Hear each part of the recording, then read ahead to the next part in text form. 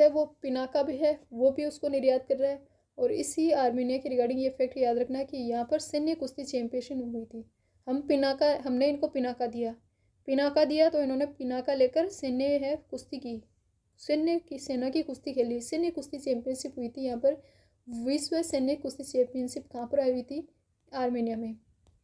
तो 2-3 फैक्ट है, तीनों को आप है ना लिंक करके याद रख सकते हो। आईएसए का तो 104वां मेंबर, तो वर्ल्ड का आईएसए है, सोलर अलायंस है। मेनली रूप से तो ये 23 डिग्री के बीच वाले जो भी कंट्री है जहाँ पर सौर किरणों की तीव्रता देखी जाती है उनके रिगार्डिंग था। फिर और भी कंट्रीज में शामिल हो गए। और अभी हाल ही में हमने इसको क्या दिया था? पिनाका दिया था 2-3 महीने पहले ही। देने के रिगार्डिंग एक समझौता साइन किया था। पिनाका हमारे क्या मल्टी बैरल रॉकेट लॉन्चर है। तो पिनाका दिया तो इन्होंने बाद में पिनाका लेकर कुश्ती खेली, सैन्य कुश्ती चैंपियनशिप ना। नेक्स्ट है 98। बाला देवी किस खेल में 50 अंतर्राष्ट्रीय गोल करने वाली पहली भारतीय महिला बनी है? बाला देवी है। गोल किए, गोल किस में होते हैं? ये तो फुटबॉल में होते हैं या हॉकी में होते हैं। और ये कौन से में है? ये फुटबॉल में है। बाला देवी गोल किए हैं फुटबॉल में। क्रिकेट में कुश्ती में तो गोल होते ही नहीं है। और हॉकी में भी उसको गोल बोलते हैं या कुछ और ही बोलते हैं। तो मेनली रूप से ये हुए हैं फुटबॉल में किए। बाला देवी ने 50 अंतर्राष्ट्रीय गोल करने वाली, ऐसा गोल करने वाली पहली भारतीय महिला बन गई। काफ़ी इंपॉर्टेंट है बाला देवी। ये अभी हाल ही में जो SAFF जो महिला फुटबॉल चैंपियनशिप हुई थी उसके दौरान उन्होंने पाकिस्तान के खिलाफ ये उपलब्धि है वो अचीव की है बाला देवी ने। पाकिस्तान के खिलाफ 50 हमने गोल किए, पाकिस्तान को दिखा दिखा के 50 गोल। बाला बाला बाला एक सॉन्ग भी है ना, बाला बाला शैतान का साला। तो ये शैतान का साला है, साला नहीं है, साली है, क्योंकि मैडम जी हैं बाला देवी जी। और उन्होंने 50 गोल किए पाकिस्तान के खिलाफ और फुटबॉल में किए हैं, पहली महिला बन गई है। फिर है WTT चैंपियनशिप मॉन्ट प्लेयर 2024 है। इसमें मनिका बत्रा ने किस चरण तक वो पहुंच गई थी? आई थिंक ये हमने न्यूज़पेपर रीडिंग वाले में भी कवर किया था, मनिका बत्रा वाला। तो ये क्वार्टर फाइनल तक पहुंच गई थी और उसके बाद में बाहर हो गई थी। WTT चैंपियनशिप है मॉन्ट प्लेयर 2024, इसमें मनिका बत्रा क्वार्टर फाइनल तक पहुंच गई थी। खेलो इंडिया यूथ गेम्स और पैरा गेम्स कब कहाँ हुए थे? खेलो India youth game para games हुए थे आपके अप्रैल 2025 में बिहार में। अप्रैल 2025 में बिहार में हुए थे खेलो इंडिया यूथ गेम्स। काफ़ी इम्पोर्टेंट है खेलो India youth games para games Bihar 25। हुए नहीं है, होंगे, क्योंकि अभी तो आज तो चल रहा है जनवरी, मकर संक्रांति, और होंगे कब? अप्रैल में। और होंगे कब? बिहार। कहाँ पर? बिहार में होंगे गेम्स, पैरा गेम्स और यूथ गेम। वापस रिवाइज कर लेते हैं और फिर हम देखते हैं हमारी जो स्कीम वाली चल रही थी उसको देखते हैं। खेलो इंडिया यूथ गेम्स हुए होंगे 2025 में अप्रैल बिहार में। WTT चैम्पियनशिप में मॉन्ट प्लेयर में मैं से मनिका बत्रा, मैं से मॉन्ट प्लेयर, और इसमें कहाँ पर पहुँच गई थी? क्वार्टर फाइनल तक पहुँच गई थी। क्वार्टर लेकर पहुँच गई थी मनिका मॉन्ट प्लेयर में। 50 गोल आपके। बाला बाला याद रहेगा, बाला बाला सॉन्ग। और कहाँ पर? फुटबॉल में। किसके खिलाफ? पाकिस्तान के खिलाफ। एक इमेज क्रिएट कर लेना माइंड में, बाला बाला सॉन्ग के रिगार्डिंग है और फुटबॉल में किया बाला बाला और पाकिस्तान के खिलाफ। 37वीं सैन्य कुश्ती पिनाका जिसे दिया है वो है आर्मेनिया और उसने सैन्य कुश्ती चैंपियनशिप आयोजित की गई। फिन स्विमिंग, फन करते हुए स्विमिंग कर रहे वेस्ट बंगाल वाले दीदी, ओ दीदी, मोदी जी वाली दीदी कर रही है। वेस्ट बंगाल में ये चैंपियनशिप है वो जीती है, fin swimming championship. Modi ji दीदी ओ दीदी करते रह गए, लेकिन दीदी है फिन स्विमिंग चैंपियनशिप है वो जीत के ले गई। शुभंकर ट्रंकी क्या है? विश्वविद्यालय जो शूटिंग चैंपियनशिप है विश्वविद्यालय, ये कौन से? 2 बार। वर्ल्ड यूनिवर्सिटी जो शूटिंग चैंपियनशिप है उसकी क्या है? एक शुभंकर है वो देखने मिलेगा ट्रंकी। अंडर-19 में मुक्केबाजी में हमने 17 मुक्के मारे, 4 तो गोल्ड लिए, 5 हमने उसमें लिए हैं ब्रॉन्ज और 8 लिए हैं सिल्वर। 17 मुक्के मारे, 17 का खतरा मुक्का पर पड़ा अंडर-19 में। जीटी ओपन तीरंदाजी टूर्नामेंट कहाँ पर हुए हैं? कोलकाता की साइड में हुए थे। टाटा स्टील शतरंज इंडिया टूर्नामेंट अर्जुन एरिगेसी। भारत और साउथ अफ्रीका ने T20 player of the series किसे नामित किया गया है? आपके तिलक वर्मा। इनका श्रेष्ठ प्रदर्शन था, इस वजह से तिलक वर्मा है, उन्हें जो G20 है उसमें, सॉरी T20, बार बार में G20 क्यों याद रह जाता है, G20 ये तो GT है। 93 में तो आपको क्या देखने मिलेगी? GT और GT हुई थी आपके लग्जमबर्ग में। मैंने इसमें शायद कोलकाता बता दिया था, अभी GT कहाँ पर हुई है? लग्जमबर्ग में। बर्गर जीटी में क्या खाने जाते हो? लगभग बर्गर खाने जाते हो। जीटी में क्या खाने गए? बर्गर खाने गए, तो लग्जमबर्ग। और लग्जमबर्ग का नाम एक आप जो इजराइल द्वारा जो प्रगति संरक्षण के रिगार्डिंग रिपोर्ट जारी की गई थी नेचर के रिगार्डिंग, जिसमें 4 मानक है, भूमि शरण के रिगार्डिंग है, इस प्रकार के 4 मानक है, उसमें भी प्रगति संरक्षण में भी बर्गर ही फर्स्ट है, क्योंकि वो बर्गर खाते हैं, इसलिए फर्स्ट रहते हैं, प्रगति को नुकसान नहीं पहुंचाते। और किरीबाती उसमें लास्ट है। भारत है वो 180 देशों में 176वां स्थान है, फर्स्ट पर उसमें प्रगति संरक्षण में। जब आप पढ़ोगे वो रिपोर्ट कौन से मंथ की है मुझे ऐसे याद नहीं, पर लग्जमबर्ग का नाम है इसलिए याद है कि प्रगति संरक्षण में फर्स्ट पर आपको लग्जमबर्ग देखने मिलेगा। 180 वाले में किरीबाती है, क्योंकि बत्ती जलाई तो सब कुछ जला दिया। और भारत है 176 में, ज़्यादा आगे भी नहीं है, हम 4 अंक है वो आगे हैं। और जीटी ओपन, जीटी में बर्गर खाने जाते हैं लग्जमबर्ग वाले। तो तीरंदाजी जो जीटी वाली हुई थी वो लग्जमबर्ग में हुई है। टाटा स्टील ये Arjun Erigaisi. T20 player of the series Tilak Varma. Hockey की चैंपियनशिप कहाँ पर है? आयोजित की गई थी तमिलनाडु, चेन्नई तमिलनाडु में आयोजित की गई थी हॉकी। 344 रन बनाकर जिसने रिकॉर्ड बनाया है वो कौन सी है? जिम्बाब्वे। मैंने बात की थी ना, जिम्बाब्वे क्राइसिस चल रहा था, T20 में रन भी टॉप बनाए हैं, कि तुमने क्राइसिस देखा हमारा, अब रन देखो 344। डेविस कप इटला के डेविस कप जीत लिया, इसलिए इटला के चल रही है। इटली सब जूनियर राष्ट्रीय सब जूनियर और जूनियर स्क्वैश चैंपियनशिप कहाँ पर हुई है? ये कोलकाता की साइड होनी चाहिए। साहिल कुमार कौन से है? पावर लिफ्टिंग से है। वैभव सूर्यवंशी क्रिकेट के हैं। अमित कटारिया कटार से वुसु कराटे। हरविंदर सिंह हॉकी के। और ये शब्द हमने रिवाइज कर लिए थे। तो ये हो गए आपके नवंबर मंथ के करंट अफेयर्स पूरे। अब PDF पढ़ लेना, क्योंकि वरना बाद में क्लास और ज़्यादा लंबी हो जाएगी। 5 घंटे की तो वैसे ही हो गई है। थोड़ी सी अब हम स्कीम वगैरह देखेंगे, या फिर यहीं पर बंद कर दें। 50 स्कीम तक कर लेते हैं कवर। 50 के बाद में आप या तो स्कीम वाला कभी मन हुआ तो वापस से एक रिकॉर्ड कर लेंगे, या फिर आप पढ़ लेना, है ना। 50 स्कीम तक हम कवर कर लेते हैं।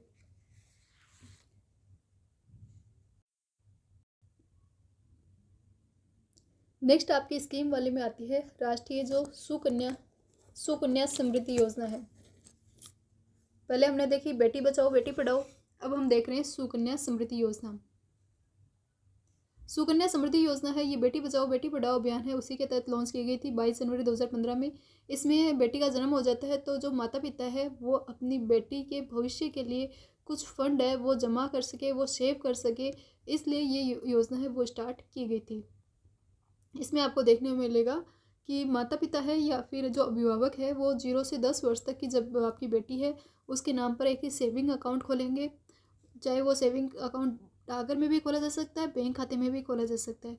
उस सेविंग अकाउंट में न्यूनतम वो जमा करवा सकते हैं 250 रुपये, और मैक्सिमम रुपए जमा करवा सकते हैं 1.5 लाख रुपये एक वित्तीय वर्ष में। एक साल में इतने रुपए वो जमा करवा सकते हैं। कम से कम आपको 250 रुपये तो बच्चे के खाते में डालना ही होगा एक साल में, और ज़्यादा से ज़्यादा आप 1.5 लाख रुपये तक डाल सकते हो बच्चे के खाते में।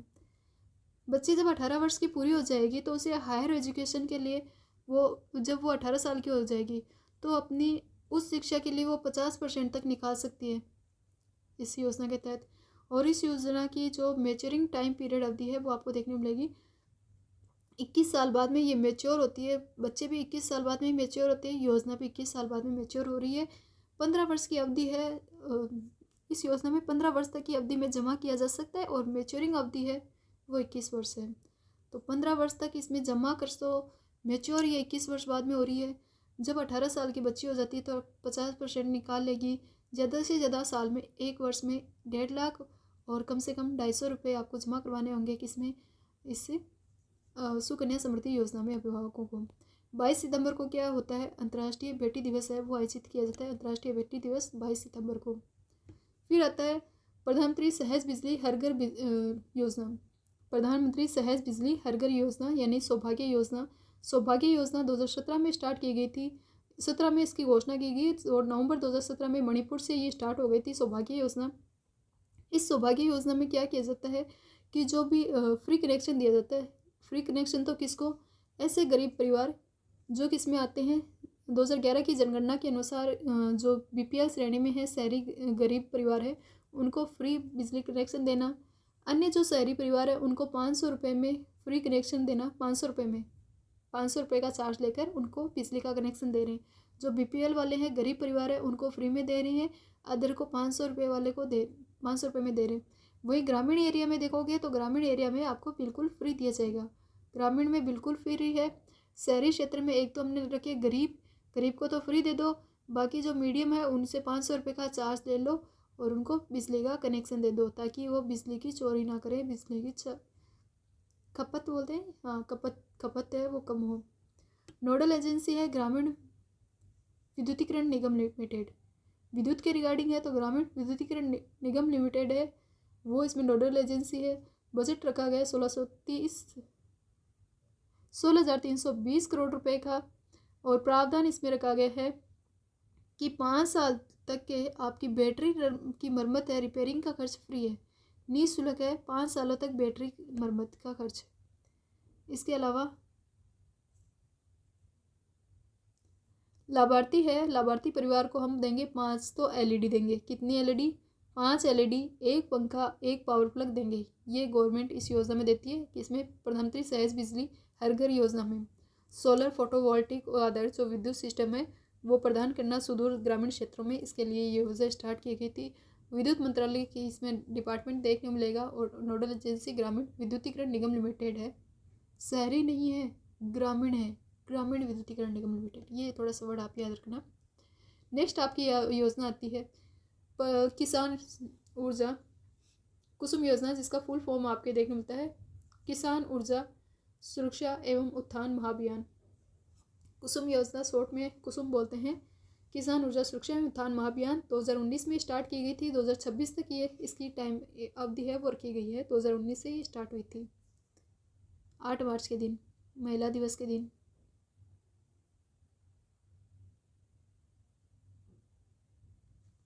उद्देश्य आपको देखने को मिलेगा किसान है उनको अतिरिक्त आय है प्रदान करने के उद्देश्य से कृषि पंप का प्रयोग करने और सौर ऊर्जा के उत्पादन को बढ़ावा देने, बंजर भूमि का उपयोग के लिए प्रेरित करना, इस प्रकार के उद्देश्य है मेन।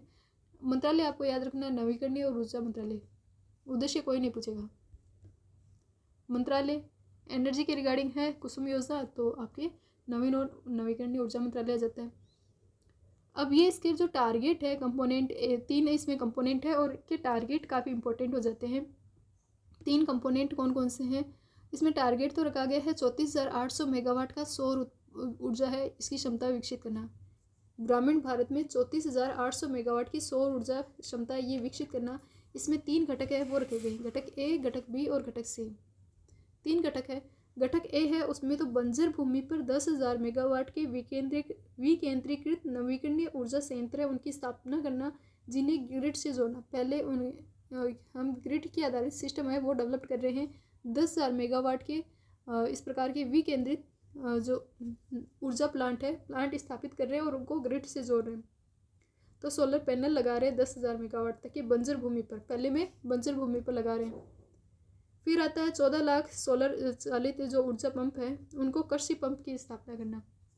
सौर ऊर्जा से चलने वाले कृषि पंप लगाना कितने, 14 लाख। 14 लाख तो कृषि पंप। फिर है इनको जो आपके डीजल वाले पंप है उनको सोलराइजेशन करना, और इस प्रकार के कितने हैं, ग्रिड से जुड़े हुए 35 लाख कृषि पंप है उनका सोलराइजेशन करने के रिगार्डिंग आपकी ग्रिड सी है वो देखने मिलेगा, घटक सी।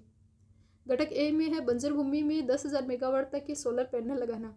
बी में है 14 लाख तक के कृषि पंप की स्थापना, और सी में है उनका सौरीकरण करना 35 लाख वाले कृषि पंपों का। इससे किसान हैं उनमें सिंचाई और अतिरिक्त बिजली को ग्रिड को बेचकर आय के अवसर है वो मिलेंगे। किसान है वो अपने उपयोग की बिजली ले ले, बाकी अतिरिक्त जो बिजली है वो ग्रिड सिस्टम को बेच दे और आय के अवसर उनको मिल जाएंगे, कि जो ग्रिड को बेचेंगे तो उनको आय है वो जनरेट होगी। इसमें गवर्नमेंट द्वारा 60% तक सब्सिडी दी जाती है। 30% सब्सिडी इसमें क्या देती है, सेंट्रल गवर्नमेंट।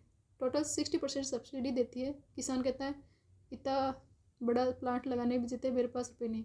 सेंट्रल गवर्नमेंट कहती है 30% तो मेरे से ले लो, 30 ले लो राज्य सरकार से, 30 में दिला दूंगी आपको लोन। बस आपको टोटल 10 रुपये आपको अपनी तरफ से लगाने, 10% ही आपको अपनी तरफ से लगाने हैं। 30 का आपको लोन मिल जाएगा, 30% सेंट्रल, 30% स्टेट है वो इसमें सब्सिडी दे देंगी। तो ये हमने देखी है किसान ऊर्जा सुरक्षा एवं उत्थान महाअभियान कुसुम योजना। इससे पहले हमने सहज बिजली हर घर योजना देखी थी, जिसमें बिजली के कनेक्शन दे रहे थे सहज बिजली हर घर योजना में। 2017 से मणिपुर से लॉन्च की थी। शहरी क्षेत्रों में तो 2 भागों में चल रही थी, आपके फ्री में, और एक अलावा जो थोड़े मीडियम है उनके लिए 500 रुपये का चार्ज में। ग्रामीण एरिया में बिल्कुल फ्री में कनेक्शन दे रहे थे, 5 LED पंखा पंप वो सब दे रहे थे, और एक बैटरी दे रहे थे, उसकी रिपेयरिंग की सुविधा भी दे रहे थे। नेक्स्ट आपकी स्कीम आती है जवाहरलाल नेहरू राष्ट्रीय सौर ऊर्जा मिशन। जवाहरलाल नेहरू राष्ट्रीय सौर मिशन है, ये 2010 में स्टार्ट किया गया था। जलवायु परिवर्तन पर राष्ट्रीय कार्य योजना है, NEPC उसके घटक के रूप में इसे स्टार्ट किया गया है। 2022 तक 100 गीगावाट, पहले तो 20 गीगावाट सौर ऊर्जा, बाद में इसका टारगेट बढ़ा दिया, 100 गीगावाट कर दिया था सौर ऊर्जा का निर्माण करना। पहले जब स्टार्टिंग में इसको प्रारंभ किया था तो 20 गीगावाट का टारगेट था, फिर कर दिया 100 गीगावाट का।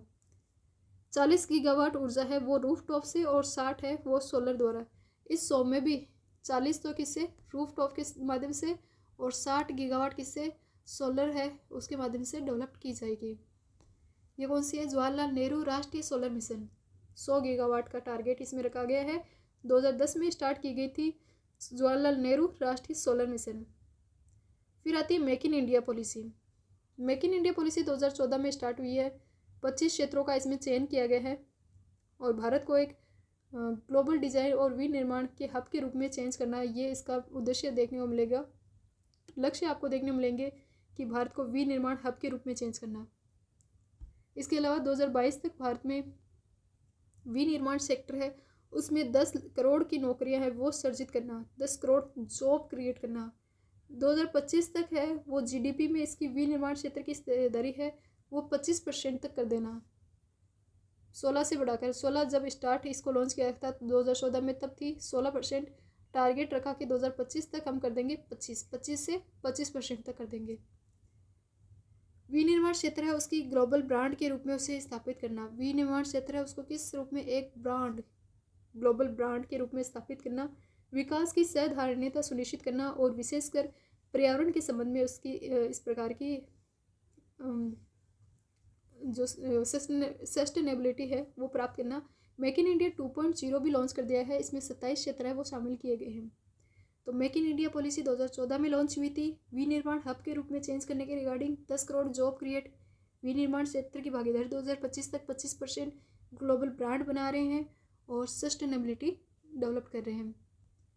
कौन सी थी, मेक इन इंडिया पॉलिसी। पहले जो वाली देखी थी वो कौन सी थी, जवाहरलाल नेहरू राष्ट्रीय सोलर मिशन, जिसमें 100 गीगावाट बिजली उत्पादित कर रहे थे। जवाहरलाल नेहरू राष्ट्रीय सोलर मिशन, यह है make in India policy. Next आती है आकांक्षी जिला कार्यक्रम। आकांक्षी जिला कार्यक्रम जब मैंने क्लास स्टार्ट की थी तब ये डाउट था कि जिले कितने हैं। तो स्टार्टिंग में जब इसमें लॉन्च किया था 2018 में, तब इसमें जिले रखे गए थे 112। बाद में इनको अपग्रेड करते कितने कर दिए, 117 जिले हैं उनको कवर करती है। तो देश के सबसे पिछड़े 117 जिले हैं उनकी पहचान कर उनके समग्र गुणात्मक विकास के रिगार्डिंग ये स्कीम है आकांक्षी जिला कार्यक्रम। और इसमें 5 मेजर आपको सब्जेक्ट देखने मिलेंगे। 5 मेजर सब्जेक्ट कौन कौन से हैं? एक तो है स्वास्थ्य और पोषण, दूसरा है शिक्षा, तीसरा है कृषि, चौथा है वित्तीय समावेशन, पांचवा है बुनियादी ढांचा। इनमें फंडिंग का कैसे है? स्वास्थ्य पोषण पर 30%, शिक्षा पर 30, 20 कृषि पर, 10 वित्तीय समावेशन, 10 बुनियादी ढांचा। स्वास्थ्य पोषण पर 30, शिक्षा पर 30, कृषि पर 20, वित्तीय समावेशन पर 10 और बुनियादी ढांचा पर 10%। इस प्रकार का इसमें क्या रखा गया है? फंडिंग रखा गया है। 5 ये मेजर सब्जेक्ट है किस योजना के तहत? आकांक्षी जिला 117 जिलों में इस प्रकार के डेवलपमेंट कार्य किए जाएंगे। 5 आयाम 81 संकेतक है, उनका चयन किया गया था। कितने आयाम? 5 आयाम 81 संकेतक है। एक चैंपियन ऑफ चेंज है, ये भी बनाया गया है, चैंपियन ऑफ चेंज। जिलों की रियल टाइम मॉनिटरिंग की जानकारी के लिए चैंपियन ऑफ चेंज बनाया गया है। डेल्टा रैंकिंग है, जिलों की डेल्टा रैंकिंग भी जारी की जाएगी और इसके रिगार्डिंग एक संपूर्णता अभियान चल रहा है। योजनाओं के क्रियान्वयन में तेजी लाने के लिए संपूर्णता अभियान है, उसको भी लॉन्च किया गया है। तो एक संपूर्णता अभियान लॉन्च किया गया, डेल्टा रैंकिंग जारी की गई, चैंपियन ऑफ चेंज है, इसके माध्यम से जिलों की रियल टाइम निगरानी है वो की जा रही है। 50 तक पहुंचाना है, 10 और स्कीम पढ़नी है।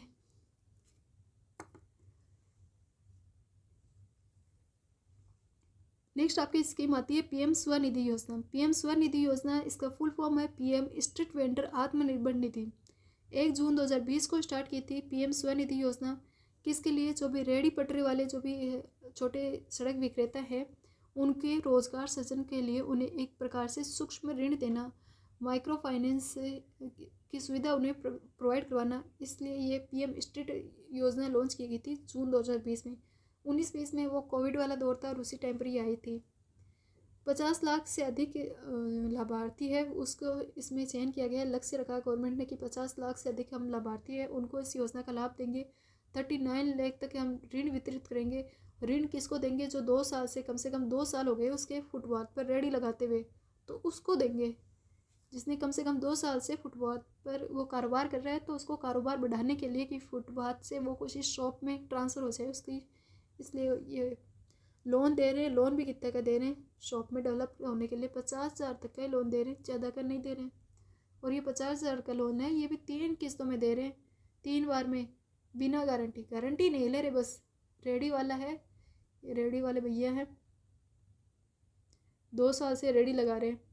गवर्नमेंट ने देखा, मोदी जी ने देखा आते जाते कि भाई यहीं पे रेडी लगा रहे हैं, तो क्यों ना इसकी एक छोटी सी शॉप हो या फिर कुछ तो ऐसा करूँ कि इसका भी जीवन थोड़ा सुधर जाए। तो मोदी जी वैसे कंजूस है, ज़्यादा रुपए नहीं दिए। कितने दिए? 50,000 ही दिए।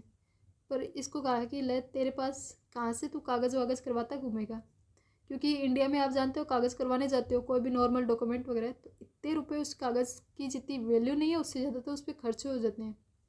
तो तेरे को मैं बिना गारंटी के दे देता हूँ, वरना तो 50,000 रुपये तेरे को हर ऑफिस में 500 200 300 भी देंगे ना, तो भी ख़त्म हो जाएगा।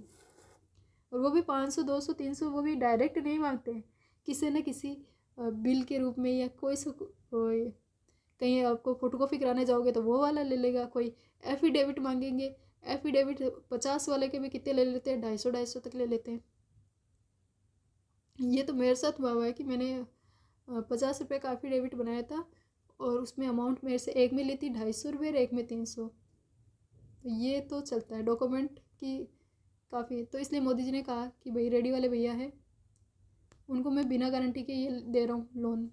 इधर से आते जाते थे, बिना गारंटी के दे रहा हूँ, पर ऐसे नहीं दूंगा, पहले किस्त तो दूंगा 10,000, जब भैया ने वापस दे दी तो मैं मोदी जी फिर दे रहे 20,000, फिर इसने वापस टाइम पर पेमेंट कर दिया तो दूंगा 50,000। ऐसे मेरे को विश्वास नहीं है, इसलिए 3 बार दे रहे हैं, 10,000 20,000 50,000, इस प्रकार 3 बार ये अमाउंट देती है 50,000 तक की 3 किस्त हैं। 7% तक की इसमें क्या है, इंटरेस्ट सब्सिडी आपको देखने मिलेगी। तो इसमें ब्याज की दर कितनी है? 7% तक सब्सिडी का इसमें प्रावधान रखा है। और ऋण की अवधि है 1 साल के लिए ही है, ज़्यादा टाइम के लिए भी नहीं दूंगा, 1 साल के लिए दूंगा। पहले 10,000, फिर 20,000, फिर 50,000। 7% की इसमें टाइमली रीपेमेंट करते हो तो 7% की सब्सिडी मिल जाएगी। और इसके अलावा आपको कॉल फ्री, यानी कि बिना गारंटी के है। और अर्बन के जो स्ट्रीट वेंडर है उनके लिए लाइसेंस इसमें नगर पालिका देती है। जो स्ट्रीट वेंडर होता है ना, उसको लाइसेंस कहाँ से मिलता है? नगर पालिका के भवन से मिलता है। ये नगर पालिका का भवन है, यहाँ से जाओ, लाइसेंस लेकर आओ कि तुम 2 साल से फुटपाथ पर रेडी लगा रहे हो। दिसंबर 2024 तक ये संचालित रहेगी। समय पर चुकाने वाले को 7% सब्सिडी देते हैं, और अगर आप डिजिटल पेमेंट देते हो तो 1200 रुपये की कैशबैक पर, प्रति 1200 रुपये की कैशबैक पर प्रति माह आपको 100 रुपये देंगे। प्रति माह 100 रुपये दी जाएंगे 1200 रुपये की कैशबैक पर। डिजिटल लेन देन को बढ़ावा देने के लिए, वित्तीय समावेशन को इंक्रीज करने के लिए, साथ ही गवर्नमेंट को इसके रिगार्डिंग कि व्यक्ति की इनकम कितनी है इसके रिगार्डिंग भी डाटा मिलते रहे, जिससे ये तो पता रहे कि इसकी इनकम कितनी है, 2.5 लाख से कम है या ज़्यादा है। कहीं ये 2.5 लाख से ज़्यादा वाले इनकम तो क्रिएट कर रहा हो और योजना का लाभ ले रहा हो, ऐसी ऐसी योजनाएं जिसमें ये 2.5 लाख से कम योजना का लाभ ले रहा हो। तो इस प्रकार के डाटा भी मिलने स्टार्ट हो गए गवर्नमेंट को, बैंकों से अकाउंट है वो कनेक्ट होने की वजह से। नेक्स्ट है पीएम, एक आती है स्वनिधि से समृद्धि। 41वीं स्कीम देख रहे हैं, स्वनिधि से समृद्धि। 2021 में इसको लॉन्च किया गया था। आवासन और शहरी कार्य मंत्रालय इसके द्वारा संचालित है। आवासन और शहरी कार्य मंत्रालय उसके द्वारा इसका नोडल डिपार्टमेंट आपको देखने मिलेगा। पीएम स्वनिधि का ही एक आंतरिक कार्यक्रम है, आपको देखने मिलेगा स्वनिधि से समृद्धि। 8 लाभार्थी है, उसका विभिन्न कल्याणकारी 8 योजनाओं में हम पात्रता का आकलन करेंगे। पहले इस रेडी वाले को क्या दे दी हमने, अमाउंट दे दी, वो तो दी इसके कारोबार को बढ़ाने के लिए। अब हम इसको थोड़ी सी और सहायता देना चाहते हैं, तो हमने विभिन्न 8 योजनाएं चल रही थी हमारी कल्याणकारी योजनाएं, हमने देखा कि उन 8 में इसको किस किस से कनेक्ट कर सकते हैं। तो इसलिए स्वनिधि के लाभार्थी है उनके लिए कल्याणकारी योजनाओं के विभिन्न कल्याणकारी जो 8 योजनाएं हैं उनकी पात्रता का आकलन करने के रिगार्डिंग है। फर्स्ट फेज में इसमें 35 लाख स्ट्रीट वेंडर और उसके परिवार शामिल किए गए हैं। क्रियान्वयन इसका कर रहे हैं भारतीय गुणवत्ता परिषद। कौन सी है? भारतीय गुणवत्ता परिषद, जो क्वालिटी के रिगार्डिंग काउंसिल है इंडिया की,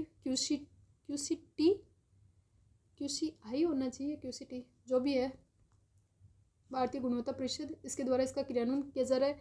राजस्थान में देखें तो राजस्थान में 7 शहर है लेकिन जयपुर नहीं है। ये पूछा जा सकता है कि जयपुर इसमें शामिल है क्या? जयपुर नहीं है स्वनिधि में, बाकी सारे 7 सिटी है, 7 सिटी बाकी बताए नहीं है, लेकिन जयपुर इसमें नहीं है। ऑप्शन में जयपुर दिया हुआ तो याद रख लेना। 8 इसमें योजनाएं हैं, कौन कौन सी है वो हमारे लिए इंपॉर्टेंट हो जाती है। जनधन योजना, जनधन हमने स्टार्टिंग में देखी थी आज की क्लास में फर्स्ट। इसके अलावा जीवन ज्योति मैंने बताया था, जीवन की ज्योति 50 साल में बुझ जाए तो क्या होगा। फिर है पीएम सुरक्षा है, सुरक्षा 70 वर्ष तक जीते हो तब 20 रुपये की वो फंडिंग है, और उस जीवन ज्योति में 400 कुछ रुपये तक की फंडिंग थी। पीएम श्रम योगी मानधन योजना, इसके अलावा one nation one ration card, ration को के रिगार्डिंग, डिजिटलीकरण के रिगार्डिंग। जननी सुरक्षा योजना, उसमें हमने देखा था गाँव में जन्म हो रहा था 1400 रुपये, शहरों में 1000 रुपये, संस्थागत प्रसव बढ़ाने के लिए। और जो आंगनबाड़ी जो बहन जी थी, आशा बहन जी, उसको 600 रुपये 400 रुपये डिलीवरी पर रुपये मिल रहे थे, जननी सुरक्षा योजना। पीएम मातृवंदना योजना, इसमें भी रुपये मिलते हैं, लगभग 5000 रुपये मिलते हैं, और शायद तक सेकंड बच्चे के जन्म पर होना चाहिए। 5000 या 6000 रुपये इसमें मिलते हैं लगभग, पीएम मातृवंदना योजना। और एक है BOCW, इसके तहत नामांकित व्यक्ति, यानी कि जो आपके लेबर डिपार्टमेंट के तहत, BOCW यानी कि लेबर डिपार्टमेंट है, उसके तहत नामांकित व्यक्ति है, उनमें इन 8 योजनाओं में इसमें कनेक्ट करने की रिगार्डिंग आपके देखने मिलती है स्वनिधि से समृद्धि। कि तेरे को स्वनिधि योजना का तो लाभ हमने पहले दे दिया, पीएम स्वनिधि, अब थोड़ी तेरी समृद्धि कर देते हैं। समृद्धि किस प्रकार से करेंगे, हमारी 8 योजनाएं हैं, उनमें हम देखेंगे कि आप कौन से में जोड़ सकते हैं, आपको उन 8 योजनाओं में जोड़ देंगे। कि यूपी बिहार के हो, आपका राशन कार्ड तो यूपी बिहार का है, रहते राजस्थान में हो तो हम आपका राशन डिजिटल कर रहे हैं, one nation one ration card के तहत आप राजस्थान में भी राशन पानी है वो ले सकते हो। नेक्स्ट स्कीम आपको देखने मिलेगी जल जीवन मिशन ग्रामीण। जल जीवन मिशन ग्रामीण 2019 में स्टार्ट की गई थी, 2024 के लिए संचालित थी। जल शक्ति मंत्रालय इसका संचालन कर रहा है। टैगलाइन है हर घर जल, और प्रति जो परिवार है उसको जो फंक्शनल टैप हाउस होल्ड वाली FTH, functional tap connection, FSC होना चाहिए, FSC, functional house hold tap connection देना। और इसमें प्रति व्यक्ति 55 लीटर की जो ग्रामीण परिवार है उसको पानी की प्रोवाइड करवाना 2024 तक जो प्रति व्यक्ति है, उस प्रत्येक ग्रामीण परिवार है उसको प्रति व्यक्ति प्रतिदिन 55 लीटर का पानी देने के रिगार्डिंग थी आपकी जल जीवन मिशन। इसमें फंडिंग का रेशियो आपको 50-50% तो अदर स्टेट में देखने मिलेगा, नॉर्थ ईस्ट स्टेट में 90-10 देखने मिलेगा। मौजूदा जो भी जलापूर्ति वाले हैं, मौजूदा जो भी जलापूर्ति की प्रणाली और पानी की कनेक्शन के रिगार्डिंग जो कार्य क्षमता की सुनिश्चित करना और पानी की गुणवत्ता की निगरानी, ग्रे वाटर मैनेजमेंट, ये तो बोल बच्चे ने इसके टारगेट आपको उद्देश्य देखने मिलते हैं। 2019 तक 17% घरों में नल की परसेंट जल है वो प्रोवाइड करवाया जा चुका है। 2019 तक 17% घरों में पानी प्रोवाइड करवा दिया, और उसके बाद में 2024 तक हमारा 78% घरों में नल है वो लगा दिए हैं, लगभग 15.1 करोड़ घर। इसकी सिद्धांत आप याद रखना, नो वन इज आउट। ये 28 सितंबर 2024 तक लगा दिए हैं। ये क्या किया है, 78% घरों में नल। 2019 वाला तो मेरे को ध्यान है, 17% घरों में नल के बाद से जल है वो पहुंचा दिया घरों में नल। तो हो सकता है 2024 तक 78% घरों में पानी है वो प्रोवाइड करवा दिए हैं। और परिवार घर कितने हैं, 15.1 करोड़ घर। संख्या में देखोगे तो 15.1 करोड़ घर, और वैसे हैं 78% घरों में तो हमने पानी 2024 तक प्रोवाइड करवा दिया है। और टारगेट हमारा रखा गया था कि 2024 के एंडिंग तक का हम कितना कर देंगे, हर घर नल से जल कर देंगे। लेकिन सितंबर 2024 तक तो 78% ही हुए हैं हमारे, तो अभी भी रिमेनिंग है। फिर है राजस्थान में, इसमें कितने हो गए, तो राजस्थान में 57 लाख घर हैं, उनमें कनेक्शन दे दिया है। लगभग 1 करोड़ घर हैं, 57 लाख घरों में कनेक्शन दे दिया है। सिद्धांत है no one is out. India में देखोगे तो इंडिया में गोवा ऐसा पहला स्टेट है जिसने ये टारगेट अचीव किया है, और गोवा के बाद में अभी तक 8 राज्य और 3 यूटी हैं, उन्होंने इस प्रकार के टारगेट है वो अचीव कर लिए हैं। 8 राज्यों में आपको देखने मिलेगा गोवा के बाद में गुजरात, पंजाब, हरियाणा, तेलंगाना, हिमाचल प्रदेश। इसके अलावा 3 यूटी कौन सी हैं, अंडमान निकोबार, दमन दीव, दादरा नगर और पुदुचेरी। तो ये 3 यूटी और 8 स्टेट में। इसके अलावा मिजोरम, अरुणाचल प्रदेश और हरियाणा भी याद रखना। पंजाब, हरियाणा, हिमाचल प्रदेश, पंजाब हरियाणा के साथ ही आप याद रखना ये आपके। फिर गुजरात से गोवा से तेलंगाना जाओ, तेलंगाना से वापस फिर नॉर्थ ईस्ट स्टेट की तरफ जाओ, मिजोरम, अरुणाचल प्रदेश उस साइड, और यूटी घूम लो 3। कौन सी, दादरा नगर, दमन दीव और अंडमान निकोबार और पुदुचेरी। इनमें 3 में पानी प्रोवाइड करवा दिया है। फिर आती है अटल भूजल योजना, 2019 में लॉन्च की गई थी, लागू इसको 2020 में किया है। जल शक्ति मंत्रालय की ये 100% तक सेंटर है वो इस पर फंडिंग कर रही है, 2020 से 24 के लिए चलेगी। और इसका उद्देश्य क्या रखा गया है, भूजल मैनेजमेंट है, इसमें सुधार करना। संकटग्रस्त जो भी राज्य हैं उनके जो वाटर लेवल है, अंडरग्राउंड वाटर लेवल है, भूजल वाटर है, उसमें सुधार करना। जल के संरक्षण और कुशल उपयोग को बढ़ावा देना, और बढ़ावा देने के लिए व्यवहार में आदत में लाना कि उनकी आदत में आ जाए। जल है उसके संरक्षण करने के वो व्यक्तियों की आदत तो आ जाए, इस प्रकार के इसके उद्देश्य रखे गए। अब प्रावधान इसके इम्पोर्टेंट है। 7 राज्यों के 80 जिलों में ये योजना संचालित कर रही है। 7 राज्य कौन से हैं, हरियाणा, यूपी, एमपी, राजस्थान, गुजरात, महाराष्ट्र और कर्नाटक।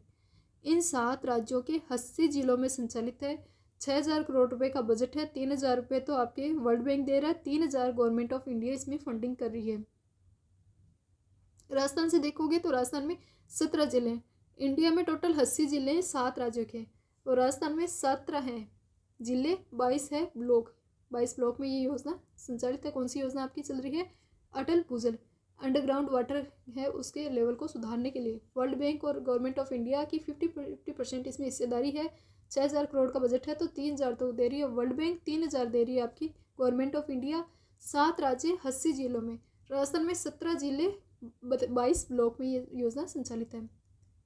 फिर आती है पीएम मत्स्य संपदा योजना। पीएम मत्स्य संपदा योजना मई 2020 में घोषित की गई थी। मई मछली यानी मत्स्य संपदा, और शुरू हुई है सितंबर 2020 में लॉन्च हुई है, शुरू हो गई। 20,000 करोड़ रुपए की राशि इसमें रखी गई है। 20,000 करोड़ रुपए की राशि के तहत ये सितंबर 2020 में स्टार्ट हो गई है। 10 सितंबर 2020 को स्टार्ट हुई है। 20 से 24 के लिए ये संचालित रहेगी। मंत्रालय मत्स्य पालन, पशुपालन, डेयरी मंत्रालय इसमें कार्य कर रहा है। उद्देश्य है समुद्री शैवाल सजावटी मछली है उसकी खेती में रोजगार पैदा करने के लिए गतिविधियां उन पर फोकस करना, निवेश करते हुए मत्स्य समूह उनका निर्माण करना, किसान और मछुआरों की आय है उनमें वृद्धि करना। टारगेट इसमें रखे गए हैं। टारगेट इसमें आपको देखने को मिलेंगे। मत्स्य व सहायक क्षेत्र है उसमें 55 लाख डायरेक्ट और इनडायरेक्ट रोजगार सृजन करना। तो 55 लाख तो क्या करना है, जॉब क्रिएट करनी है। 2024 तक मत्स्य उत्पादन में अतिरिक्त 70 लाख टन की वृद्धि करना। 70 लाख टन है वो हमें फिश है ये बनानी है, उनका उत्पादन करना है, मछलियाँ हैं वो उत्पादित करनी है। 2024 तक मत्स्य उत्पादन है उससे 70 लाख टन है उसकी वृद्धि करना। और मत्स्य निर्यात है उसमें 1 लाख करोड़ रुपए तक करना। जो हम मत्स्य फिश को एक्सपोर्ट कर रहे हैं तो वो चाइना वाले ज़्यादा कर रहे हैं ना, उनके तो बोट का सिस्टम ही अलग ही होता है। चाइना वाली बोट में देखा होगा ऐसे नीचे जहाज सा लगा होता है, लेकिन इस प्रकार के जहाज से क्या होता है, जो छोटे जू है प्लावक वगैरह हैं वो इसमें कनेक्ट हो जाते हैं, वो इसमें फंस जाते हैं। तो बड़ी मछली के साथ साथ छोटी मछलियाँ भी इसमें फंस जाती हैं। तो ये एक इकोसिस्टम के लिए खतरा है। नॉर्मली एक एक अगर आप बड़ी बड़ी मछलियाँ लेकर उनको कलेक्ट करो, उनको बेचो तो वो अलग सिस्टम होता है। भारत में मछलियों वाले में क्या होती है, मछली ज़्यादा लॉन्ग टाइम तक उसको आप कंजर्व करके नहीं रख सकते, वो ख़राब हो जाती है जल्दी। इसी वजह से उनकी कोल्ड स्टोरेज डेवलप किए जाए जिससे कि वो 1 लाख करोड़ मत्स्य निर्यात में 1 लाख करोड़ रुपए का निर्यात है वो किया जा सके। तो 1 लाख करोड़ रुपए तक हमारा एक्सपोर्ट हो जाए, इसके लिए हमें कोल्ड स्टोरेज डेवलप करने होंगे। नेक्स्ट आपको स्कीम देखने को मिलेगी राष्ट्रीय अवसंरचना पाइपलाइन। अवसंरचना पाइपलाइन है ये अगस्त 2019 में स्टार्ट की गई थी, 2020 से 25 के लिए संचालित है और इसमें 9,666 परियोजनाएं इसमें पाइपलाइन में। टोटल प्रोजेक्ट कितने हैं, 9,666 प्रोजेक्ट इसमें देखने को मिले। तो काफ़ी बड़ी योजना देखने को मिलेगी क्योंकि ये एक अम्ब्रेला स्कीम है। बहुत सारी ये जो प्रोजेक्ट है उनको लेकर चल रही है, तो बहुत सारे डिपार्टमेंट है वो एक साथ ही आ जाते हैं इसमें। और इसमें गवर्नमेंट का टारगेट लागत कितनी आएगी, 111 लाख करोड़ इसमें गवर्नमेंट की लागत आएगी। अभी क्रियान्वित लागत 108 लाख करोड़ है, लेकिन बताई जा रही है 111 लाख करोड़ की इसमें बताई जा रही है, क्या लागत बताई जा रही है। 9,666 प्रोजेक्ट देखने को मिलते हैं। हमारा उद्देश्य, गवर्नमेंट का उद्देश्य कितना है कि राष्ट्रीय अवसंरचना पाइपलाइन है, इसके माध्यम से भारतीय इकोनॉमी है उसको 5 ट्रिलियन डॉलर बनाने का टारगेट इसमें देखने मिलेगा। 5 ट्रिलियन डॉलर की इकोनॉमी बनाना है। विकास का ये दर है उसको बनाए रखने के उद्देश्य से इकोनॉमी में प्रतिस्पर्धा ड्राइव पैदा करना। 5 ट्रिलियन डॉलर की इकोनॉमी बनाने और विकास की दर है वो बनाए रखने के लिए प्रतिस्पर्धा ड्राइव है वो पैदा करना। बेहतर रोजगार के अवसर पैदा हो जाए, पूंजीगत व्यय बढ़ जाए। पूंजीगत व्यय बढ़ेगा, बढ़ाने का मतलब है कि इंफ्रास्ट्रक्चर है उसका डेवलपमेंट करना, बुनियादी ढांचे हैं उनको अपग्रेड करना, जनसंख्या की प्रोफाइल है उसकी आकांक्षाओं को पूरा करना। ये इस प्रकार के इसमें उद्देश्य रखे गए। फंड देखोगे तो केंद्र सरकार इसमें 39% फंडिंग करी है, राज्य सरकार की है 40% और निजी क्षेत्र की है 21%।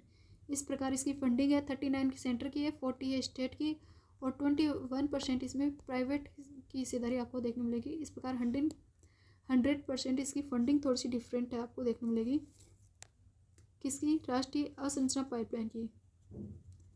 तो फंडिंग आपको काफ़ी इम्पोर्टेंट है। 5 ट्रिलियन की हम क्या बना रहे हैं, इकोनॉमी बना रहे हैं। 5 ट्रिलियन की इकोनॉमी बनाने के लिए हमने जो लागत का अनुमान लगाया वो है 111 लाख करोड़ का।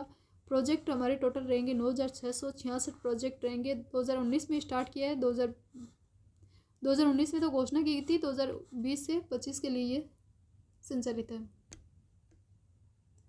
नेक्स्ट आपको देखने मिलेगा कि इसमें 100 करोड़ रुपए से अधिक लागत वाली जो भी सभी ब्राउन फील्ड और ग्रीन फील्ड परियोजनाएं हैं वो भी शामिल है। तो ऐसी परियोजना जिसकी 100 करोड़ रुपए की लागत है, 100 करोड़ या उससे अधिक की लागत है, ऐसी सभी ब्राउन फील्ड, यानी कि ब्राउन फील्ड तो गए कि जो पहले से संचालित है उसमें निवेश करना। ग्रीन फील्ड होती है जो बिल्कुल नई स्कीम होती है, नया प्रोजेक्ट होता है, उसको बोलते हैं ग्रीन फील्ड, और पुराने वाले को बोलते हैं ब्राउन फील्ड। तो इस प्रकार के 100 करोड़ से अधिक के जो भी प्रोजेक्ट है, कोस्ट वाले प्रोजेक्ट, वो इसमें शामिल किए गए हैं। और सिफारिश किसने की थी, अतुल चक्रवर्ती टास्क फोर्स है, इसने इसकी सिफारिश की थी। तो ये काफ़ी इंपॉर्टेंट है, अतुल चक्रवर्ती टास्क फोर्स है उसने इसकी सिफारिश की थी। नेक्स्ट स्कीम है राष्ट्रीय मौद्रिकरण पाइपलाइन। तो हम जो 5 ट्रिलियन इकोनॉमी बना रहे हैं तो इसके लिए और भी हमें योजनाओं की ज़रूरत पड़ेगी। तो गवर्नमेंट ने राष्ट्रीय मौद्रिकरण पाइपलाइन जारी की, आपके 23 अगस्त 2021 को ये जारी की गई थी। क्रियान्वयन इसका कर रहा है नीति आयोग द्वारा, ये क्रियान्वित है। और इस योजना के रिगार्डिंग देखोगे तो 2022 से 25 तक 4 साल के लिए केंद्र सरकार की मुख्य परिसंपत्तियां हैं उनको लीज पर देकर 6 लाख करोड़ रुपए का इनकम है वो जनरेट करना, 6 लाख करोड़ रुपए की मुद्रीकरण क्षमता है उसका प्रयोग करना, ये इसका टारगेट आपको देखने मिलेगा। 4 वर्ष में लीज से हमें इस प्रकार के वित्त है वो सृजन करना। सार्वजनिक परिसंपत्ति है उसके माध्यम से अवसंरचना पाइपलाइन पर हेतु वित्त पोषण, निजी क्षेत्र को प्रोत्साहन देना, रोजगार के अवसर सृजित करना, ये इस प्रकार के इसके उद्देश्य हैं वो देखने मिलेंगे। तो मेन तो की पॉइंट है नीति आयोग द्वारा क्रियान्वयन करना, काफ़ी इंपॉर्टेंट है। क्रियान्वित कौन सी कर रही है तो नीति आयोग है वो इसका क्रियान्वयन कर रही है, ये काफ़ी इंपॉर्टेंट है। घोषणा 2021 में ही कर दी थी, लागू हुई है 2022 से 25 के लिए। तो अवधि याद रखना 5 साल नहीं है 4 साल ही है। 4 साल के अंदर अंदर केंद्र की जो गवर्नमेंट है वो लीज पर देगी अपनी असेट्स को और 6 लाख करोड़ रुपए की इनकम है वो उनको मुद्रीकरण क्षमता है उसका प्रयोग करेगी। इसके अदर बिंदु है वो भी देख लेते हैं। ब्राउनफील्ड जो अवसंरचनाएं हैं उनको मुद्रीकरण करना होगा, ब्राउनफील्ड अवसंरचनाओं का मुद्रीकरण होगा। राष्ट्रीय अवसंरचना पाइपलाइन है उसमें 5% है ना वित्त है वो NMP के जरिए आज का 5% वित्त है वो नेशनल मॉनिटरिंग पॉलिसी है उसके तहत राष्ट्रीय अवसंरचना पाइपलाइन में किया जाएगा। परियोजना के तहत निश्चित अवधि के लिए अधिकार राजस्व और मुद्रीकरण होगा, स्वामित्व नहीं दिया जाएगा। एक निश्चित अवधि के लिए क्या दिया जाएगा, अधिकार राइट है वो ट्रांसफ़र किए जाएंगे, राजस्व होगा। लीज पर दे रहे हैं तो राजस्व अधिकार थोड़ी बहुत दे देंगे लेकिन उसका पूरी ओनरशिप गवर्नमेंट के पास ही रहेगी, क्योंकि हमें तो लीज पर देकर किराए पर देकर 6 लाख करोड़ ये हमें मुद्रीकरण क्षमता है वो प्राप्त करनी है। तो गवर्नमेंट भी अपनी संपत्ति किराए पर देने लग गई है, पर गवर्नमेंट कब्जा नहीं करने देगी। इसमें उदाहरण भी दिया हुआ है जैसे कि DFC का मुद्रीकरण, विमानपत्तन है उनका मुद्रीकरण, गेल, OICL, खेल स्टेडियम, इस प्रकार। पहले तो गवर्नमेंट कर रही थी राष्ट्रीयकरण और अब कर रही है मुद्रीकरण। राष्ट्रीयकरण में तो क्या होता है कि गवर्नमेंट है वो कब्जे में ले लेती है अपने, राष्ट्रीयकरण में किराए पर दे रही है, ऐसे याद कर लो इसको। 5 इसमें सेक्टर है वो याद करना, सड़क क्षेत्र के 27%, रेलवे के 25%, बिजली के 15% आपको देखने मिलेंगे, तेल गैस पाइपलाइन के 8% और दूर संचार के 6% है। इस प्रकार 5 सेक्टर इसमें लिए सड़क, रेलवे, बिजली, सड़क, रेलवे, बिजली, तेल, सड़क, रेलवे, बिजली, तेल और गैस पाइपलाइन और दूर संचार, ये 5 इसमें सेक्टर है। दूर संचार 6, गैस पाइपलाइन 8, बिजली है 15, रेलवे है 25 और सड़क है 27। नेक्स्ट स्कीम है PM गति शक्ति योजना। गति शक्ति का नाम दूसरा देखने को मिलेगा, मल्टी मॉडल कनेक्टिविटी हेतु राष्ट्रीय master plan, multi modal connectivity हेतु राष्ट्रीय मॉडल प्लान अक्टूबर 2021 में लॉन्च किया गया था। उद्देश्य आपको याद रखने, देख लो एक बार मेन मोटे बुनियादी ढांचे की योजनाओं का क्रियान्वयन में तेजी लाना, उनकी लागत है परियोजना की लागत को कम करना, देश की इकोनॉमी में सुधार, रोजगार के अवसर सृजित, बाल बच्चन। प्रावधान हमें याद रखने हैं, 22 मंत्रालय उनका डिजिटल प्लेटफॉर्म पर एक साथ लाना। 22 मंत्रालयों को क्या करेंगे, डिजिटल प्लेटफॉर्म है उस पर एक साथ लेकर आ रहे हैं, जिससे कि क्या हो कि परियोजना संचालन में विभागीय जितनी भी रुकावटें आती हैं ना उनको दूर कर सकें। वर्तमान में इसमें 24 मंत्रालय हैं, पहले इसमें कितने रखे थे, 22 रखे थे। वर्तमान में इसमें मंत्रालय कितने हैं, 24 मंत्रालय, किसमें PM गति शक्ति गति कर रहे हैं, जो डेवलपमेंट के कार्य थे ना उसमें विभागीय रुकावट को दूर करके गति का कार्य कर रहे हैं। अक्टूबर 2021 में ये स्टार्ट की गई थी। मल्टी मॉडल कनेक्टिविटी हेतु एक राष्ट्रीय प्लान है। काम के दोहराव को रोकने और अवसंरचना की योजनाओं हेतु एकल खिड़की सिंगल विंडो ट्रांसफर प्रणाली है, सिंगल विंडो सिस्टम, इस पर बनाना। और इस योजना में 7 कारकों से ये जुड़ी है, 7 इसमें कारक है, ये भी काफ़ी इंपॉर्टेंट है। सड़क है, रेलवे है, हवाई अड्डे हैं, पोर्ट है, जलमार्ग है, माल परिवहन और लॉजिस्टिक अवसंरचना, ये 7 कारक हैं। 5 सेक्टर तो हमने देखे थे मुद्रीकरण वाले में थे, सड़क, रेलवे, और इसके अलावा विद्युत बिजली था, और आपके सड़क एक गैस पाइपलाइन वाला भी था, पेट्रोल गैस पाइपलाइन वाला, और एक हमने देखा था लास्ट में दूरसंचार था, वो मुद्रीकरण में थे। और गति शक्ति में क्या है, 7 कारक है, सड़क है, रेलवे है, हवाई। सड़क से यात्रा करता व्यक्ति या रेलवे से करता है या हवाई जहाज में उड़ के चला जाए या फिर किसी बंदरगाह से इधर उधर हो जाए, पोर्ट की मदद से। जलमार्ग हो गया, जलमार्ग के लिए पहले पोर्ट से ही होगा, फिर जलमार्ग हो गया, या फिर माल का परिवहन, या फिर लॉजिस्टिक अवसंरचना। ये 7 इसमें क्या है, कारक आपको देखने मिलेंगे। 48 स्कीम, प्रधानमंत्री गरीब कल्याण अन्न योजना, वही 5 किलो अनाज दे रहे थे नेशनल फूड सिक्योरिटी मिशन में। वैसे नॉर्मल तो नेशनल फूड सिक्योरिटी मिशन में 5 किलो और 35 किलो, 5 किलो तो दे रहे थे वो 2011 की जनगणना के अकॉर्डिंग PPL वालों को, और अंत्योदय परिवार वालों को 35 किलो अनाज दे रहे थे। 2 रुपये, 1 रुपये, 3 रुपये, इस प्रकार से उसमें रखी जाती है फंडिंग। इतने रुपए में वो अनाज वगैरह देते हैं। जब कोविड आया तो गवर्नमेंट ने क्या किया था, इसको फ्री कर दिया था कि 5 किलो हम फ्री में देंगे। इसी रिगार्डिंग यही योजना यहाँ पर कवर की गई है। वर्तमान में तो इसकी टाइम लिमिट बढ़ा दी गई है, और पहले जो 5-5 किलो 2-2 जगह जा रहे थे ना, उसको कंप्लीट रूप से एक ही कर दिया कि 5 किलो ही ले सकते हो। अब इसको देख लेते हैं, पढ़ लेते हैं। 26 मार्च 2020 से आत्मनिर्भर भारत अभियान का हिस्से के रूप में प्रधानमंत्री गरीब अन्न कल्याण योजना है, इसको लॉन्च किया गया था। कोरोना महामारी के दौरान गरीबों को निःशुल्क भोजन उपलब्ध करवाना, पोषण स्तर में बनाए रखना, ये इसका उद्देश्य था। उपभोक्ता मामले और जो खाद्य और सार्वजनिक वितरण मंत्रालय है, वो इसका क्या देखने मिलेगा आपको, नोडल डिपार्टमेंट आपको देखने मिलेगा। प्रावधान इसमें क्या किए गए हैं, खाद्य सुरक्षा मिशन है 2013, उसके तहत 81.35 करोड़ जो लोग हैं उनको अधिकतर 5 किलो जो फ्री अनाज है वो प्रोवाइड करवाना। 81.35 करोड़ लोगों को 5 किलो राशन कार्ड है वो चावल गेहूँ फ्री देना। खाद्य सुरक्षा मिशन के तहत दे रहे थे 81.35 करोड़ लोगों को, तो अतिरिक्त 5 किलो, ये क्या दे रहे हैं, अतिरिक्त 5 किलो अनाज फ्री में देना। 5 किलो राशन है, चावल गेहूँ, ये क्या दे जा रहे, फ्री में दे जा रहे हैं। आवंटन है वो NFS है, नेशनल फूड सिक्योरिटी मिशन है, उसके तहत। उसके खाद्यान्न के अतिरिक्त ये है, इसके अतिरिक्त है, तो टोटल उसको मिल रहा था 10 किलो राशन है वो आवंटन किया जा रहा था। तो गवर्नमेंट ने सोचा ये खर्चा ज़्यादा आ रहा है, तो बाद में वापस इसको रीलॉन्च किया 1 जनवरी 2023 को, और दिसंबर 2028 तक ये संचालित रहेगी। और योजना पे फिर बदलाव किया गवर्नमेंट ने कि पूर्व में चल रही सभी योजनाओं को हम विलय कर रहे हैं, प्रधानमंत्री गरीब अन्न कल्याण योजना नाम से प्रारंभ कर रहे हैं, क्योंकि वोट वगैरह का सिस्टम है, जगह जगह चुनाव हो रहे हैं, बंद कर दिया तो लोग वोट नहीं करेंगे। तो 2028 तक के लिए इसको संचालित कर दिया कि 2028 तक चलेगी, फ्री में ले लो अनाज, बस वोट दे दो। इसलिए वोटिंग वाला ही इसमें रहा था इशू, इस वजह से इसको वापस इसके रीलॉन्च किया था जनवरी 2023 में। और इसके तहत NFS से लाभार्थी है उसको दिसंबर 2028 तक फ्री अनाज मिल रहा था। कोविड के तहत अतिरिक्त खाद्यान्न है 5 किलो की मात्रा है, अब नहीं मिलेगी। पहले कोविड में जो 5 किलो की अतिरिक्त अलग से दी जा रही थी उसको बंद कर दिया, और प्रति परिवार प्रति व्यक्ति को 5 किलो फ्री राशन कार्ड है वो दिया जा रहा है। अधिकतम 35 किलो ये है, अंत्योदय है उनको मिलेगा।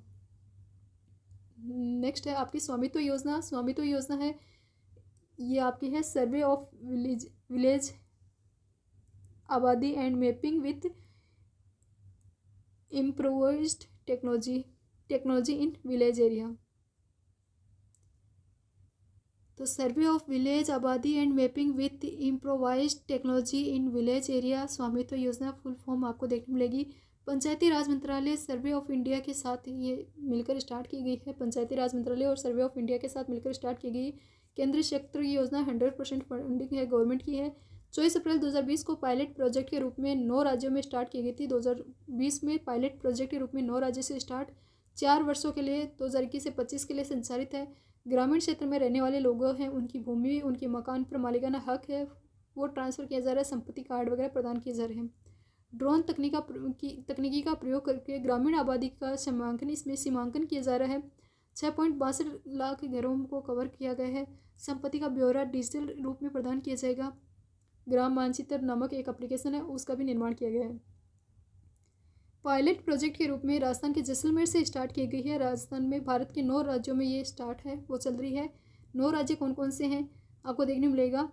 हरियाणा, पंजाब हरियाणा उत्तराखंड, पंजाब हरियाणा उत्तराखंड, यूपी एमपी राजस्थान और इसके अलावा महाराष्ट्र कर्नाटक आंध्र प्रदेश। पंजाब हरियाणा यूपी एमपी राजस्थान महाराष्ट्र कर्नाटक आंध्र प्रदेश और उत्तराखंड, ये 9 राज्य आपको देखने मिलेंगी। पायलट प्रोजेक्ट के रूप में 9 थे और बाद में 2025 में इसको सभी राज्य हैं उसमें लागू कर दिया है स्वामित्व योजना को। तो 9 राज्य है, आप ऐसे याद रख सकते हो। उत्तराखंड, पंजाब हरियाणा, यूपी एमपी, इधर जाओ राजस्थान, फिर आओ नीचे महाराष्ट्र कर्नाटक और आंध्र प्रदेश। तो इन 9 राज्यों में ये चल रही है।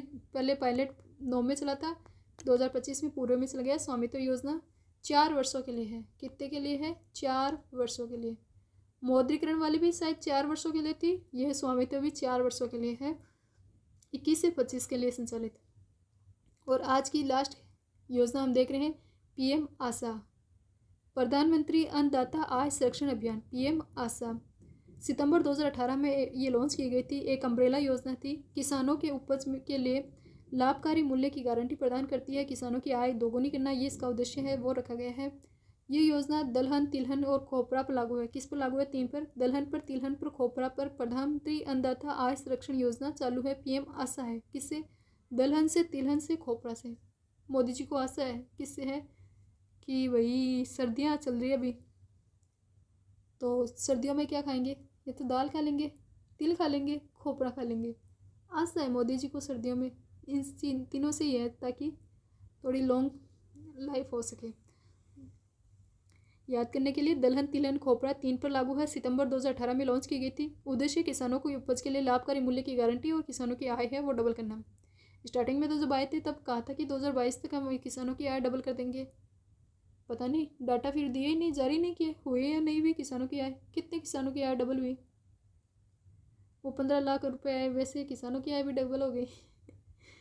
फिर इसका क्रियान्वयन भारतीय जो खाद्य निगम है, एफसीआई, जो भारत में क्या करती है, जो एमएसपी पर खरीद प्राइस करती है, वो भी करने वाली संस्था है। वो भी कौन सी है? एफसीआई।